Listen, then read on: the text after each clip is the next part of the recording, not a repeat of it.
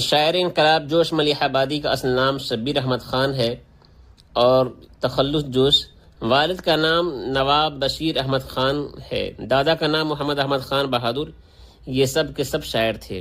ان کے اجداد میں ایک بزرگ یار احمد خان در خیبر کے سرداروں میں سے تھے۔ آفریدی قبیلہ سے جوش کا تعلق تھا۔ مختلف لوگوں نے جوش کی تاریخ ولادت لکھی۔ کسی نے 1896 عیسوی، لیکن جوش کے بقول 5 دسمبر 1898 عیسوی کو محلہ مرزا گنج ملیح آباد یوپی میں پیدا ہوئے۔ جوش کی ابتدائی تعلیم گھر پہ ہوئی۔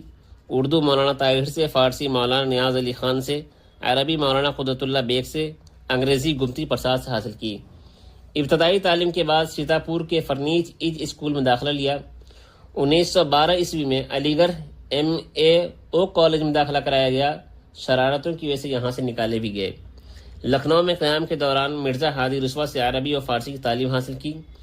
لکھنؤ سے جوش پیٹرز کالج آگرہ چلے گئے۔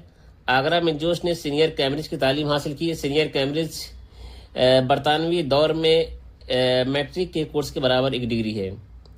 یہیں سے انہوں نے انگریزی ادب کا مطالعہ کیا۔ حافظ و خیام، فردوسی، عرفی خاقانی وغیرہ کا کلام بھی پڑھا۔